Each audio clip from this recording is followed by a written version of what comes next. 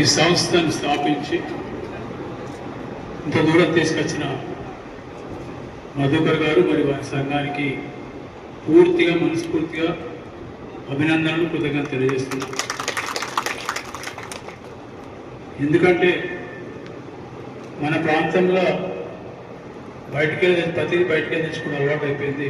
అటువంటి దానికి విరుద్ధంగా మేము కూడా మా గ్రామంలో లక్ష్మీపేట మండలంలో విత్తనాలు శుద్ధి చేసి విత్తనాలు ప్రాసెస్ చేసి రైతులకు నాణ్యమైన విత్తనాలు మార్కెట్కు అనుగుణంగా సరైన ధరకు మంచి విత్తనాలు అందిస్తామని ఒక మంచి దృక్పథంతో మొదలుపెట్టి ఈరోజు 1 టన్ నుంచి 5 టన్నులకు తీసుకొచ్చిన వాళ్ళందరికీ మరొకసారి ధన్యవాదాలు తెలియజేస్తూ కృతజ్ఞతలు అభినందనలు తెలియజేస్తాను. ఎంతో మీరు అన్నారు ఎమ్మెల్యే గారు కలెక్టర్ గారు చేసిన వారికి జీతం వస్తుంది, నాకు కూడా జీతం వస్తుంది, నాకు కూడా ఇంత దొరుకుతుంది.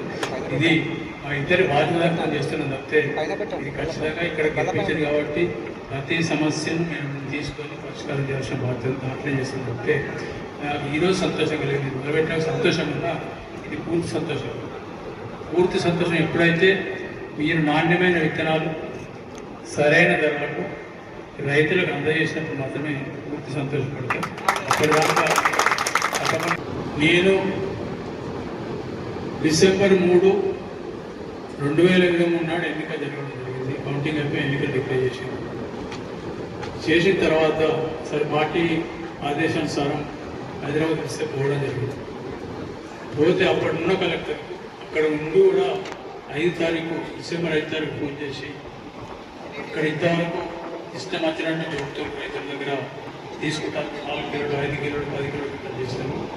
గెలిచినాక నేను చెప్పిన ఇప్పుడు ఒక గింజ కూడా ఎక్స్ట్రా చెప్పకుండా కిలోకు 40 బస్తాలు, ఒక బస్తా మందం 700 గ్రాములు 1 కిలో మ్యాక్స్ 41 కిలోలు జోపాలని చెప్తే ఇప్పటి కలెక్టర్ గారు రైస్ మిల్లర్ సంఘం చెప్పింది. దాన్ని బట్టి గెలిచినాక మొట్టమొదటిసారి నేను చేసిన పని అంటే గెలిచిపోయి హైదరాబాద్ మొదటి ఫోన్ కాల్ అదే సమస్యకు సంబంధించి అదే చేసింది. దాని ప్రకారం అప్పటి నుంచి ఇప్పటి వరకు కూడా విత్తనాలు ఏవైతే వడ్లు కానీ ఇంకా మొక్కలు కానీ ఏ పంట పంటా కూడా రైతులకు నష్టం జరగకుండా చేసే కార్యక్రమం పూర్తి నిబంధనతో చేస్తుంది. కాకపోతే ఈ ఒక్క సంవత్సరం మాత్రం కొంచెం ఒత్తిడి పడి ప్రభుత్వం కొంచెం ఆలస్యంగా అసలు వడ్లు బట్టి ఆలోచించగానే ఎక్కువ ప్రభుత్వం ఆలోచించగా అధికారులు కానీ వ్యవసాయాధికారులు కానీ ఎవరి అంచనాకు అందరి విధంగా పట్టవచ్చు. అంచనాకు అందరి వరకు మన కాన్స్టిట్యూన్సీలో 70 నుంచి 20,000 టన్నులు వచ్చేది ఈసారి 99,000 లక్ష టన్నుల వడ్లు వచ్చింది. మొక్కలు ఇబ్బంది మొక్కలు అనుకుంటే అంతకుముందు 10,000 లోపల 20,000 టన్నులు వచ్చినప్పుడు 22,000 టన్నులు మొక్కలు ఈ రెండింటితోటి రాష్ట్రంలో ఒత్తిడితోటి ఇబ్బంది అయి కొంచెం రైతులకు తప్పకుండా విద్యానికి కొంచెం నష్టం కూడా జరగచ్చు. నష్టం అంటే గడిచిన వాళ్ళకి నష్టం కాదు. ఈ అవకాశం చూసుకొని కొందరు లారీలు కావచ్చు, కొందరు అమ్మాలు కావచ్చు, లేకపోతే ఇంకా రైస్ మిల్లులు కావచ్చు, అందరూ కలిసి రైతులు ఎక్కడో అక్కడ ఎంతో కొంత నష్టం జరిగింది. కాకపోతే ఒక తృప్తి ఏముందంటే ఎంతో కొంత ఒక 2% 3% నష్టం జరిగినా కూడా రైతులకు 100% ఇంతకు కరెక్ట్గా చెప్పినట్టు 98% పంట 100% పోయింది. పంట పోయిన తర్వాత 95% రైతులకు పేమెంట్ చేయడం జరిగింది. 37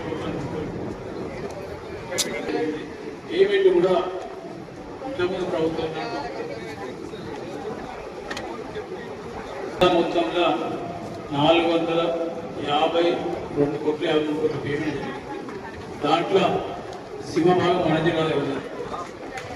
ఆఫ్టర్ వీళ్ళకి Chennur 37,000 10,000 something 16,000 so 2/3 is Mancherial 1/3 is Tupper. 450 270 కోట్లు మాననీయ వడ్లకు రైతులకు పేమెంట్ జరిగింది. మొక్కలతో పాటు పేమెంట్ ఇంతవరకు 10 సంవత్సరాల వాళ్ళ కాలం వాళ్ళ గురించి మాట్లాడి చెప్పండి అవసరం లేదు.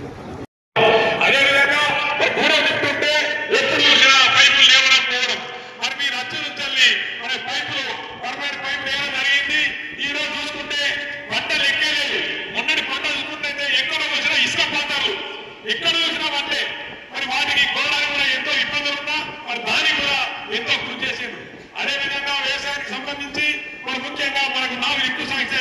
నల్గొండలో మరి మూలలో కూడా లిఫ్ట్ శాంక్షన్ ఇవ్వడం జరిగింది. మరి ఈ విధంగా విద్య విషయంలో చూసుకుంటే మరి మీకు తెలుసు మరి మన లక్ష్మీపేటనే మరి ఏదైతే కాలేజీ ఉందో మరి మొత్తం మన రాష్ట్రానికే గ్రామీణ ఆ కార్యాన్ని నిర్మించడం జరిగింది. అదేవిధంగా రేపటిలో ఇంటిగ్రేటెడ్ స్కూల్ కూడా రావడం జరుగుతుంది. అదేవిధంగా మరి వైద్యులు చూసుకుంటే